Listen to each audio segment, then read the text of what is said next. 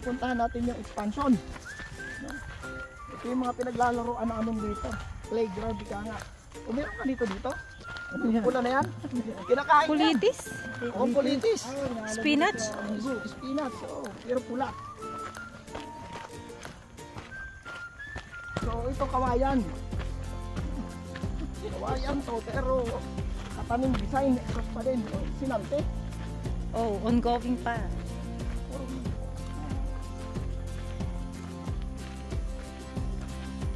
Bro, ako, bigay bait na ito, boy. Bigay dito.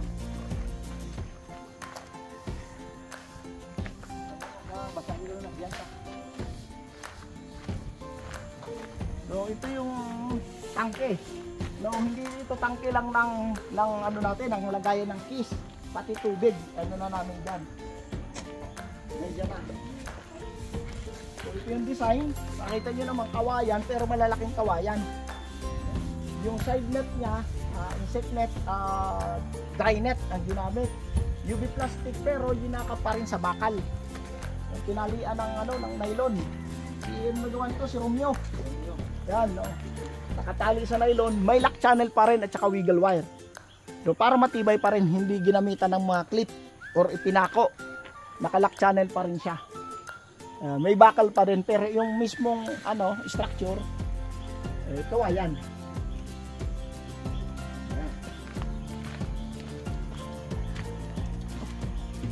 So dito yung fruit bearing natin, mga katanim. Medyo malaki na to na ano. So, ayan, ito yung mga bag. Okay ah.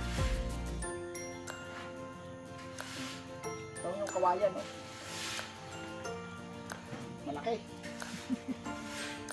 Meron tayo dito, dinugtong na natin. Dati, sarado ito, mga katanim.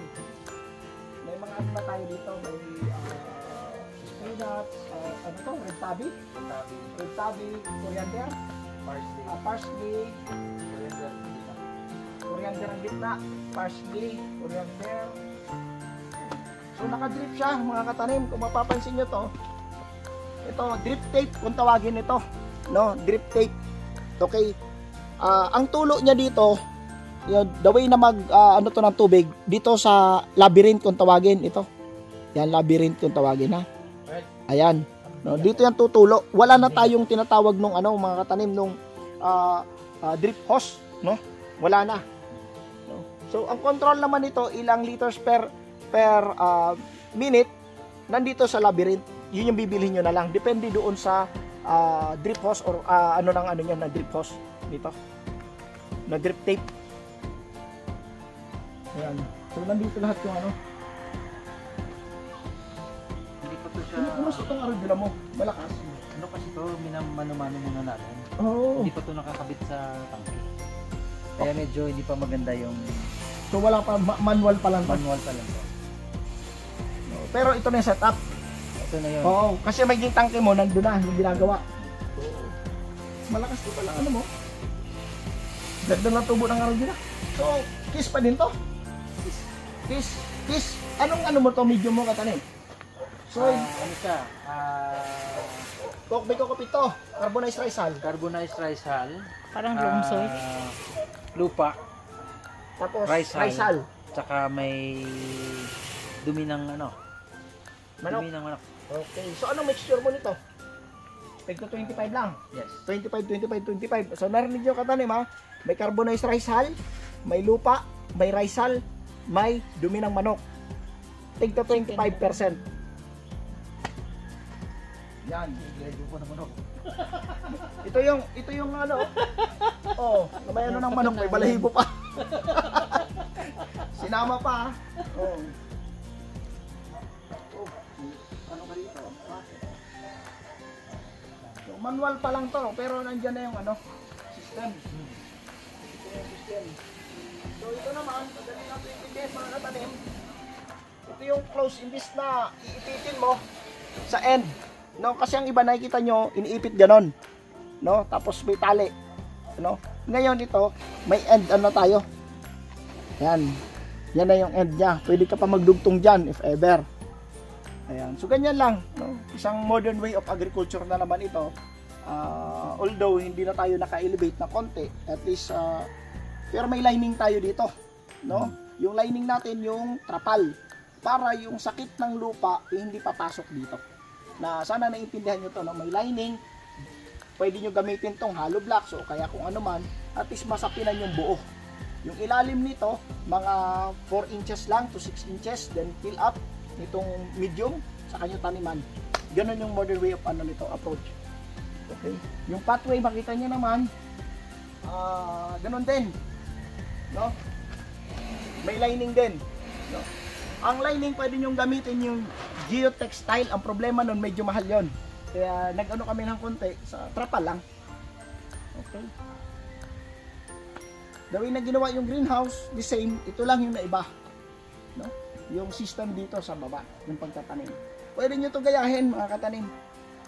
Itong way na to. Then sa kabila naman, fruit bearing. Ito na. Ito na yung next project namin. So, ang plano namin dito, isa sa melon. Ito yung melon natin, di ba? Doon. Dililipat mo. Ayun, may baging tayo. Doon ang melon. Mayroon kaming aruro dito. Solarino. Basilya, bachata. Then yung Palermo at saka yung Sinjel, Aikido. Ayan, dito itatanim. So naka-drip pa rin to, mga katanim, no? Drip fertigation, nandun yung mga tangke. Bakit iba-iba? Makikita nyo doon, tig-iisang tangke kasi iba-iba yung stages ng magiging tanim natin. Mabilis mag-grow yung Sinjel, mas mabilis mag-grow si pipino compare sa ibang tanim. So dapat iba-iba yung stages ng or ng easy natin, no? Iba-iba yung range nun. No? Kapag nag-iba na yung natin, ito yung bag. Yes. Okay, almost done na tayo. So ito yung inano ko. Yan yung... Pero mayroon ka ng bagay. Yung pinakita ko sa'yo. Bagay na tali. Na trellis. Na hinuhook doon. Yung tali lang meron. Itatali mo lang dyan. Sa baba na lang. Okay. Yung kasi na yun, na hinuhook, pwede mo ilusen. Para, di ba yung mga natin, tawag nito, kamatis. Di ba minsan binababa na natin, pinapaikot natin, habang continuous pa rin akyat ng akyat. Yun yung linulusin mo yung doon, yung nakahook. So, i-hook siya. Oo, yung hook. Yan, i-hook mo siya dyan.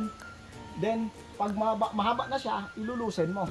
Ibababa mo siya sa yung puno, nakahook pa rin siya dyan. Okay? So, ganun. Pati yung natin, yung Aikido at saka yung Sinjel, mga pipino natin, continuous yan. Pero pagdating ng 180 meters, 1.8, pwede natin i-cut taprun para mag-split siya. Then, naman ulit, 40, pababa naman ang drawing. Meron pala dito nito. Ano yan? Ito yung laruan ko noon eh. Yan, huhukayin ko yan. Ayan. Makakita mo yung laruan ko yan. Yan, oh. Yan. Ang mga igutan eh. Yan yung gumagalaw na, oh. Igutan niya dalang twine. Nawala. Kinukuha ko yan. Tapos 20 lang. yan. Alam mo yung mga katanim, yan yung laruan ko noon eh. Ano yung laman sa loob? Yung gumagapang na maliit na, Gato. Hindi. Baboy-baboy. Oo. Yan yung laruan ko noon. Alam mo naman, wala kami ng computer. Naghuhukay. So, katanim. Oo. Tara, doon tayo sa akala ko ito yung germination. Saan? Noon na isang buo na to. Kaya usapan natin ng huli kong punta dito. Pwede pa naman dito. Pwede itong lagyan ng atip. Ng bubong. Bubong, covered yung tangke. Dito, pwede pa rin tangin. Ang laki na nito. Ano yung nasa dulo? Doon. Oo. Wow. Ano pa rin, yung kagaya pa rin nito, mga katanim.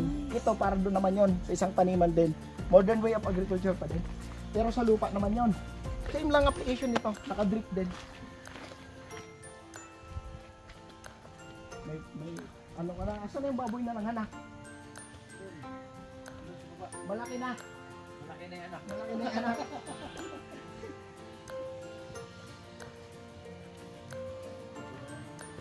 Bubuan na ng mga damo ah. Kung ano mo, patanim, i-mulching mo. I-mulch. Natin. Tapos butasan mo yung uy, umulan. I-mulch natin. Then butasan natin. 1, 2, 3, 4, 5, 6. Yun lang, diretso lang. Tapos doon natataningan natin. Wala ko, ay pwede dito. Pwede man. Transplant mo.